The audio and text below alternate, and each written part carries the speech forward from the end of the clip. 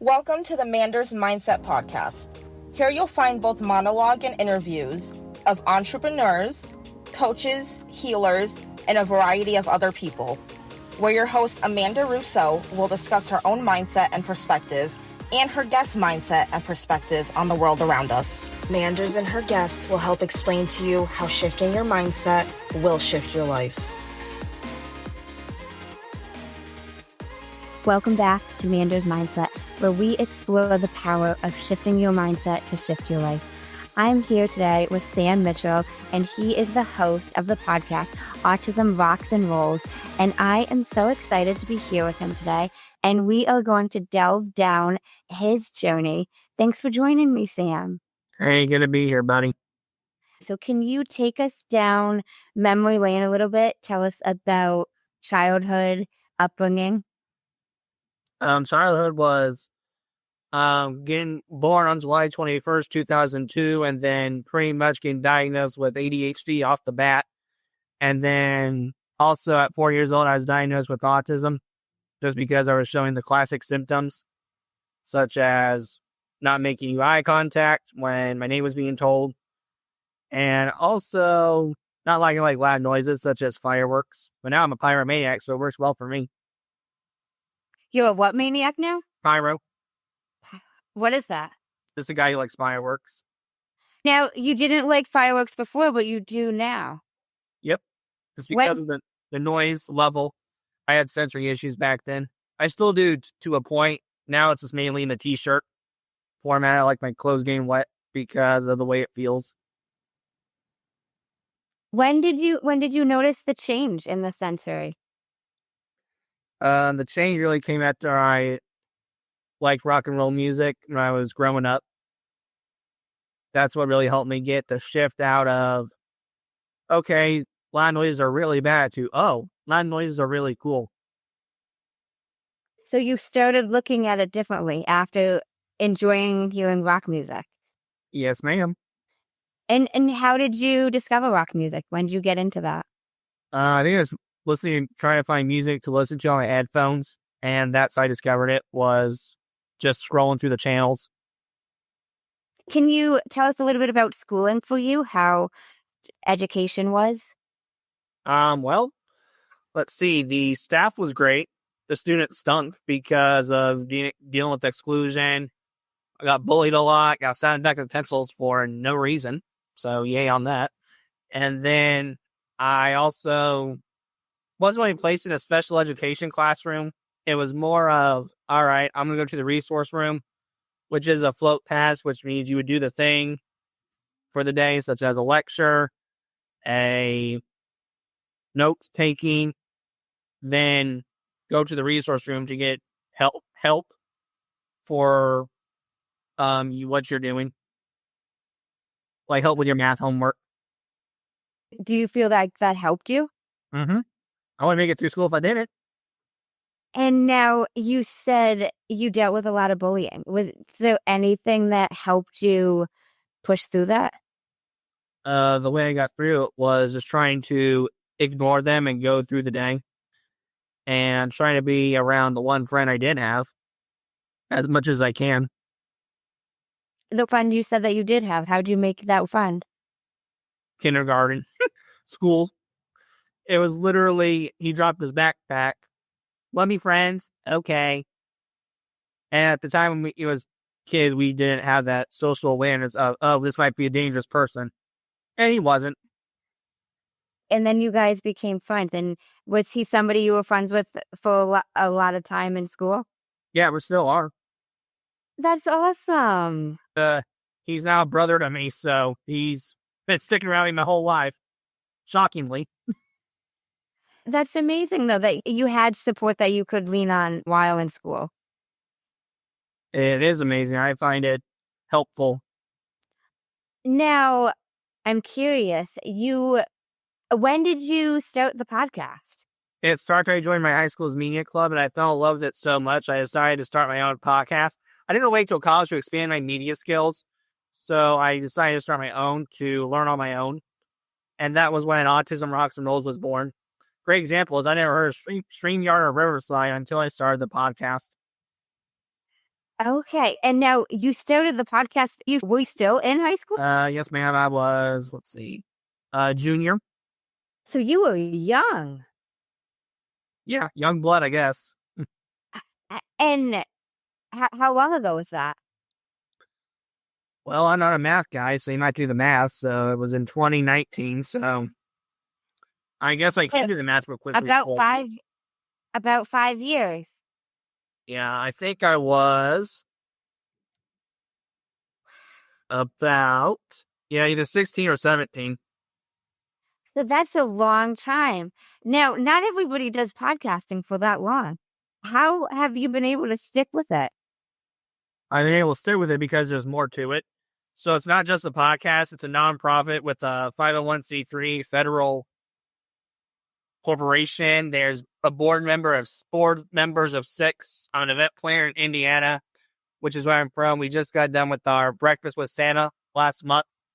I'm also a keynote speaker, done motivational speaking. I've spoken at Oklahoma, Orlando 3 times. One of the times actually is an event you're familiar with, Podfest. And I've also spoken in Canada, Stewart, Florida, and Washington, D.C. I think I've done keynote speaking in Daniels, West Virginia. That's amazing. That's amazing. So you've been doing the podcast, you've been doing all this about 5 years. Now, as a podcast host myself, I know there's pod fading. So has anything helped you not give up on the podcast? Like you're also doing keynote, you're doing other opportunities. What made you keep up with the podcast? I think that's part of it is doing other opportunities because it would be boring if I just did a podcast for me. I think we get a little old. So I think, too, is just coming up with innovative ideas and coming up with comparing stuff to autism that I know would have thought of.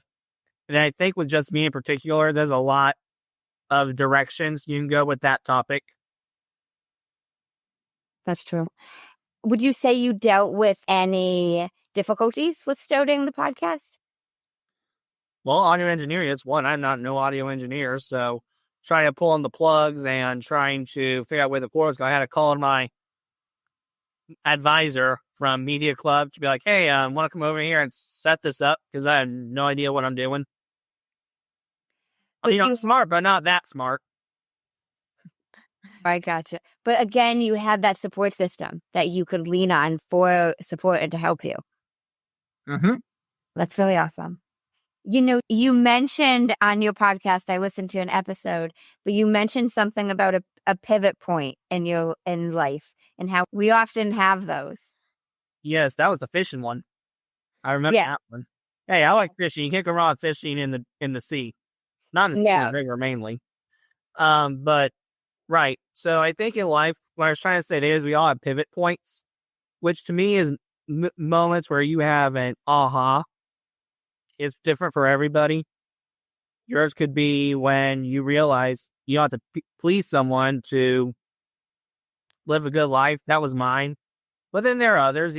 Your epiphany moments maybe could be the simplest time of, oh, you got to shape it this way and make a Mickey Mouse shaped pancake. Mm. Now, what helped you realize you don't have to please somebody? Because it wasn't working for me. And after 16 years of trying it, I got fed up. So I decided I'm going to change. And I'm not going to please people. If you don't like it, the door's right there. I'm not going to block it. It's an enter and exit. Your choice. I love that. It's an enter and exit. I love that. And did something happen for you to realize that it wasn't working? I think it was just as time goes on, it's like, why am I doing this? There's no results from it. No happiness. It's just pure, sad depression. Mm-hmm. And after 16 years of it, that's enough to make a human go berserkers.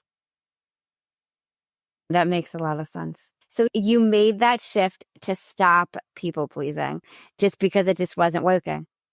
A lot of people aren't able to make that shift that easily. It wasn't easy. I mean, it took 16 years. So, of course it wasn't easy, but I had to do something or I wouldn't have made it. Makes sense. And what would you say that helped you with the most? Well, What's the question? Like, what did that help you with? Like, stopping people pleasing. What did that help you with in your life the most? Oh, it helps me with my life because I can go on and do things and not to think of, what's their thought of me? It's odd because as much as I don't care, I do like to know. Once upon a time, because I posted what you think of me on Snapchat, and this was when I was, remind you, a high schooler, so probably shouldn't have done that or was wanting to know. It's really bad. I hear from someone who didn't like me regardless, you're done ASF. And it was like, okay. Because I got my other things to worry about. Do you think I have time to worry about that one comment? No, I like how you mentioned, like, you don't care, but you are curious. I think a lot of us have that intrinsic, like, even when we step away from the people pleasing, like, that mindset, some of us still have that curiosity of, like, what do people think? Like, we're human beings. Yeah, it mind blows me. People are scared to ask. It really does mind blow me. Why does it mind blow you that people are scared to ask? Because the least thing I say is, no, I don't like you. Or I got called at DAF. But what happened from it? Nothing. That's true.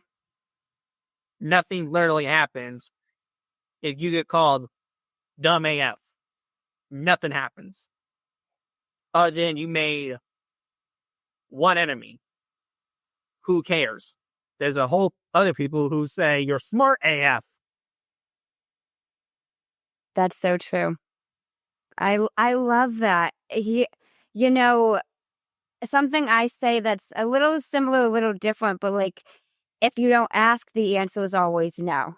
Sometimes I, like, even people pleasing, I struggled at times in my life with asking for time off requests or at a job or asking for certain things. And I heard somebody once say, like, if you don't ask, the answer is automatically no, because you didn't give the person the opportunity to tell. Right. I agree. That's why I think it's because I became so successful with this show. I mean, that's why I got these guests I've had like Mick Foley, Kane, Jake the Snake, Amanda Mamma from AGT, and the others are wrestlers. I forgot to mention that. Because I literally was probably one of the most persuasive people you ever met on it, but also had the guts to literally ask, do you want to come on? And so many times people don't. Is there something that helped you have that courage? I think it was the fact of in sophomore year of school, I was kind of an arrogant person. And if you didn't like me, I would have said, screw you. A lot of it has left me. Believe me, I'm not as arrogant as I was. Not as much anymore. Maybe like 2% still there, but not bad. But I'm still not afraid to tell you, screw you. I gotcha. Okay. No, that makes sense. I think it limits a lot of people when they don't, because the answer is going to be no if you don't say anything, or if you don't ask, or if you don't tell somebody your thoughts, like, you don't know what they have to say. Like, it's not going to allow you to develop anything further. Right. I mean, the worst the person can say is no, and nothing happens. Literally, no one dies. No one's behind bars. No one's bleeding. So, why not? No, that's so true. That's so true. Now, you've won and you made it to the top 10 in the People's Choice Podcast Awards, which is so cool. How was that? Well, I just learned about it through my mom telling me. She was like, hey, you made the top 10 of the People's Choice Podcast Awards. Okay. I didn't realize how big that was, though. I didn't realize it was a big accomplishment because I thought a lot of other people made it. I didn't realize there was just a certain amount of people making it. Oh, okay. Yeah, I don't think that's a big popular thing. My bad. No, but that's amazing. That's amazing. Congratulations on that. Thank you. That's really amazing. Oh, do you really want me to say that, Mom? She's making me say I made the dean's list. My mother's saying that, not me. That's amazing. You made the dean's list at where do you go to school? I'm in VU. I'm in my last semester though. Currently, I'm on break. I'm going back next year, and I'll be finishing up broadcasting to get an associate's degree. That's amazing. That's amazing. Congratulations. Now, did you always know broadcasting was what you wanted to go into? No, oddly enough, before it was hospitality for our travel agency. One of my hobbies is traveling. So for vacation, I've been to Texas, Florida, Washington, D.C., once on a class trip, fishing trip in Mississippi. And then because I'm from the Midwest, I've obviously been around the Midwestern states like Ohio, Kentucky, and Tennessee. Okay. So how and when did the switch come from hospitality to broadcasting? Well, the switch came from during the media club because I found something I was better at. But now looking back at what my life was like as a child, I think I realized back in 5th grade, there was a school news program we had at the school, which is actually where I'm at now. I'm at my old school because my mom's a teacher and our internet is not cooperating with us sometimes currently when it comes to this platform in particular. But we had the school program called Eastern Green Middle School News, and we always did parts of broadcasting in that area. And I didn't realize it until looking back on it. Okay. And the media club, when did you get involved in that? High school year, sophomore. Okay. Gotcha. And so then you realized you were interested in that. Was there something about media and broadcasting that you enjoyed? It was the editing and the fact that it was so cool that you could take away a sound that is unnecessary. I mean, it's going to sound really funny and maybe disgusting at the same time, but it's hilarious in my view. And you can tell, you'll see because my child sense of humor is coming out. But if a fart noise was to happen right now on Zoom, basically that can be edited out. And I find that mind-blowing that you can edit it out because in videos, you clearly can't do that. That's true. That's true. And so you were fascinated by that. Mm-hmm. Okay. Wow. Was there anything else about the editing process that you really enjoyed? That's one, but then also the steps. It made sense and it just clicked. The only thing I can say about it is how much sense it made. And I have ADHD too, so I have the chance to focus on something to me that is logical.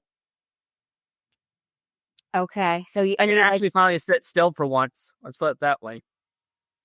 Okay, because you were like following the steps. Mm-hmm. And one of the steps is sitting still. And it's something I can manage. I have terrible ADHD, so it's a rare occasion you see me sitting still. Wow. Okay. Was there anything you didn't like about media and broadcasting? When technology is an ass. That I get. Because sometimes it's completely out of our control and it works with you or it doesn't. That's the one part I still do not like about broadcasting is when technology does not want to cooperate with you. Yeah. No, I know. I want to transition a tad. And now you mentioned when we talked off air that somebody will find you interesting. Is there something that made you realize this? Well, I mean, I think it just came true because at first I was one of those people who thought, well, it seems my life, only a few people are going to find me interesting. One was the friend in school that I told you about previously, and the other was my cousin, who we're still friends and buddies today, despite the fact he's in Tennessee. I wish I could see him more, but we still keep in touch. But then, turned 16. More people found me interesting. Okay, I'm thinking, well, that's it. I'm going to Ivy Tech now to start general studies. not as much people found me interesting, but there were that did. Okay, now we're going to Vincennes University. Whoa, holy moly. Now people really do find me interesting. A lot more in college compared to my other times in my lifespan. Okay, so when you went to college, you started noticing that and experiencing that, so you felt that shift. Yeah. Mostly in college. I had that through my whole life. But if we're talking about numbers, it was more college, more school, and then just dims down from now to, being birth. We're reversing the order a little bit. But I gotcha. I gotcha. And now you also mentioned to me how those with autism are just as capable as the person to your left or your right. Was this a specific moment that made you realize that?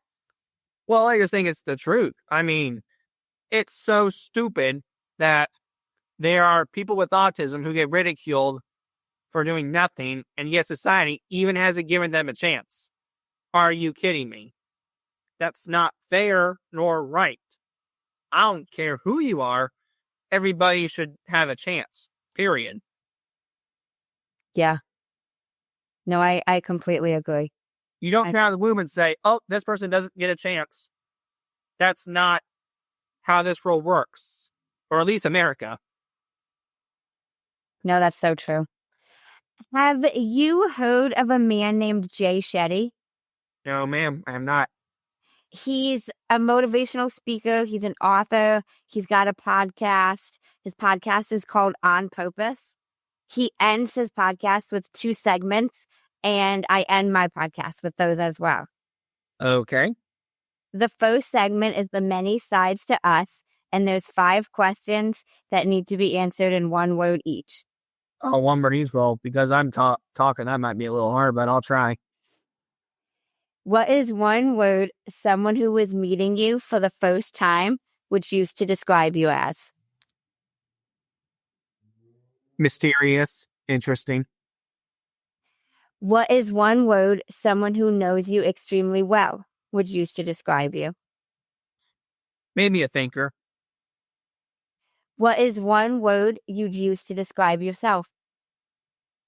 I would say a kind guy. That's what I try to do. What is 1 word that if someone didn't like you or agree with your mindset would use to describe you as? Probably. That's a good one. I'm about to play the Jeopardy theme song for that one for a little bit. I would say probably not nice words, but the unnicest word I can think of, if that's even a word, is scared, probably. What is 1 word you're trying to embody right now? Leader. I like that. The second segment is the final 5, and these can be answered in a sentence. What is the best advice you've heard or received? The best advice I've heard or received. Well, let's see. It's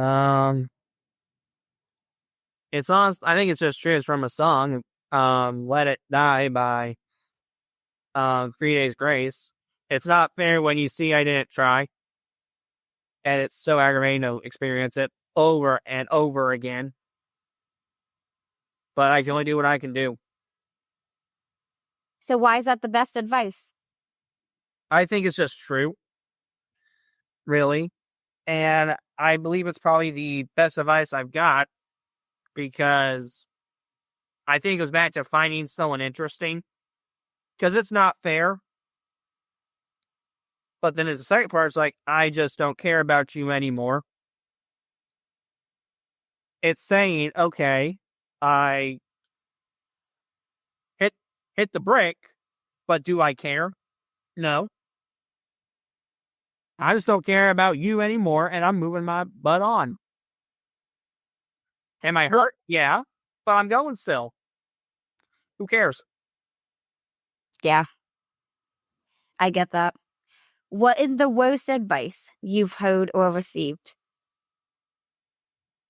Well, that's from people in general, what society thinks of me when I was having meltdowns because of sensory noises. He needs a spanking.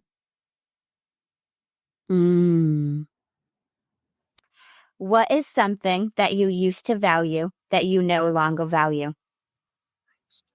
I would say, this might be a cliche one, but items. Like if it was Christmas time, right now, if it was today, December 25th, 2024, for Christmas gifts, I always like to have experiences instead of items. Okay. Was there a certain time when you shifted and you wanted experiences versus items? I think it's just not a certain time. It's just as I gotten older. I gotcha. If you could describe what you would want your legacy to be, as if someone was reading it, what would you want it to say? I'd say my legacy could be just a helping hand. That's the goal of this podcast at the end of the day is when I lay my head down still, it's not about money. It's all about trying to change a population that, in my view, gets ignored way, and I mean way too much. Yeah. If you could create one law in the world that everyone had to follow, what would it be? The law would be don't sugarcoat the truth. Tell it how it is. Why would that be the law? Because I feel like the world, despite it being maybe people's feelings getting hurt, I'd rather not. I'd rather have their feelings get hurt because from my personal perspective, you shouldn't hide what you're thinking. The truth needs to come out at some point because let's be honest, if you don't tell it, it's going to come out eventually. It usually most of the time does. That is so true. It's really true. Do you have any final words of wisdom? Anything else you want to share with the listeners? No pressure. I do just like to always give it back to the guest to have the final word. Oh, it's fine. You're good. I think if the world could just be nice and not act so stupid, I think we get along so much better, don't you think? I do. You know, something my grandma used to always say to me was if you don't have anything nice to say, don't say anything at all. Well, I've heard that too. Thank you so much for speaking with me. I really appreciate it. You're welcome. Thank you for your time. Of course. Thank you for yours. And thank you guys for tuning in to another episode of Manders Mindset. In case no one told you today, I'm proud of you. I'm rooting for you. And you got this. As always, if you enjoyed the show, I would really appreciate it if you would leave me a 5-star rating, leave a review, and share it with anyone you think would benefit from this. And don't forget, you are only one mindset shift away from shifting your life. Thanks, guys. Until next time.